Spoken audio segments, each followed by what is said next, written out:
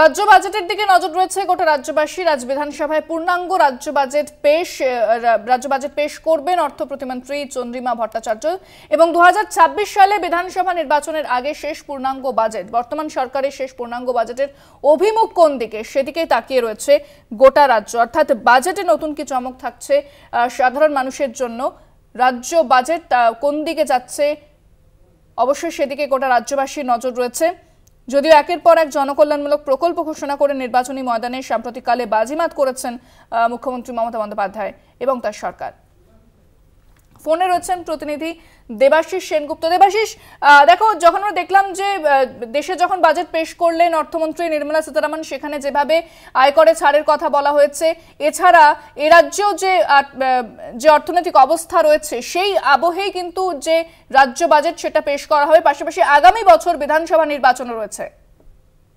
দেখো ইন্দ্রাণী, রাজ্যের বাজেটের কিন্তু তার যে পরিপ্রেক্ষিত তা সম্পূর্ণ কিন্তু আলাদা। কেন্দ্রীয় সরকার 12 লক্ষ টাকা পর্যন্ত আয়ের উপর ছাড় দিয়েছে। যেখানে মানুষের আয় নেই সেখানে আয় কর লোক কতজন সেটা কিন্তু একটা প্রশ্ন থেকেই যাচ্ছে যে 12 লক্ষ টাকার উপর ছাড়, কিন্তু বেশিরভাগ মানুষের ক্ষেত্রে আয়ের কোনো সংস্থান নেই, অথচ আয়কর মুক্ত।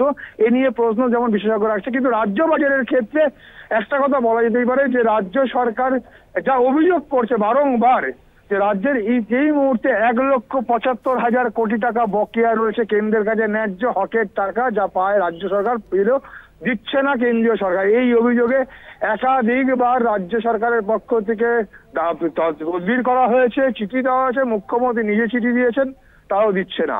কেন্দ্র রাজ্যের যৌথভাবে একাধিক প্রকল্প, যে প্রকল্পের টাকা কেন্দ্রীয় সরকার বন্ধ করে দিয়েছে, কিন্তু রাজ্য সরকার সেই প্রকল্পগুলো তার সীমাবদ্ধ ক্ষমতার মধ্যে চালিয়ে যাচ্ছে।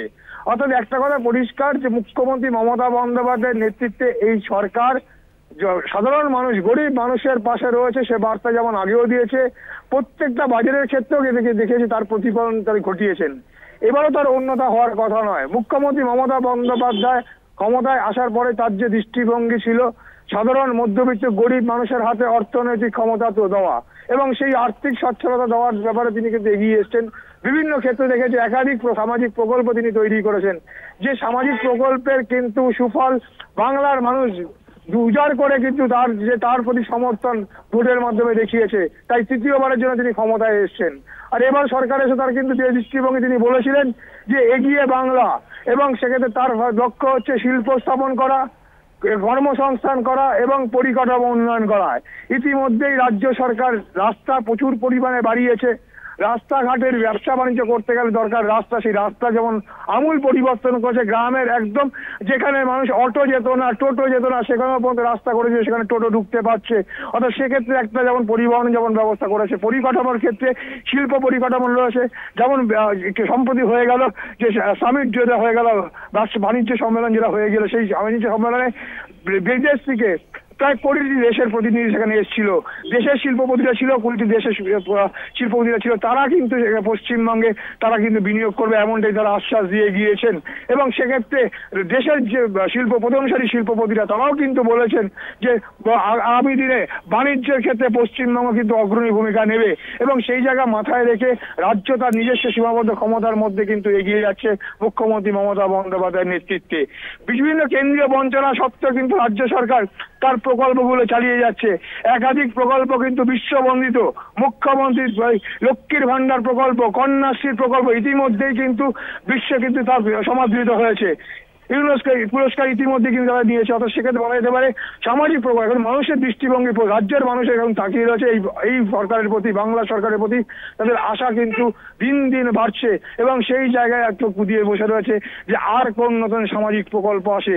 ইতিমধ্যেই রাজ্য সরকার কৃষি থেকে প্রথম, বেশ কয়েকটি ক্ষেত্রে তারা প্রথম হয়েছে। কৃষি ক্ষেত্রে রাজ্য সরকার প্রথম, 100 দিনের কাজের ক্ষেত্রে রাজ্য সরকার প্রথম। এবং সব বলা যেতে পারে যে এই সামাজিক প্রকল্পগুলো আর কিভাবে বাড়াতে পারে সেটাও এখন দেখা বিষয়। পাশাপাশি জানি সরকারি কর্মচারী যারা বড় আশা যে তাদের এবারে দিয়ে দেয় কিনা সেটা নিয়ে কিন্তু তারা বড় আশা করে রয়েছে।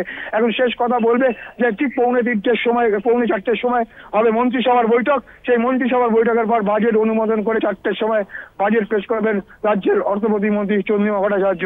এবং সাধারণ মানুষ কিন্তু চোখ রেখে সেই দিকেই যে আর কোন কোন সামাজিক প্রকল্পে মুখ্যমন্ত্রী বা এই সরকার নতুন করে দৃষ্টি দেয়। একদিকে বলা যেতেই পারে পরিকাঠামো উন্নয়ন, বিশ্ববিদ্যালয়, শিক্ষা, স্বাস্থ্য ক্ষেত্রে ব্যয় বরাদ্দ প্রত্যেকবারের মতো এবারও বাড়বে, এটাই কিন্তু মানুষের আশা। এবং সেক্ষেত্রে দেখার বিষয় নতুন কোন সামাজিক প্রকল্প তারা নিয়ে আসছে। ধন্যবাদ দেবাশিস। কথা বললাম প্রতিনিধি দেবাশিস সেনগুপ্তের সঙ্গে।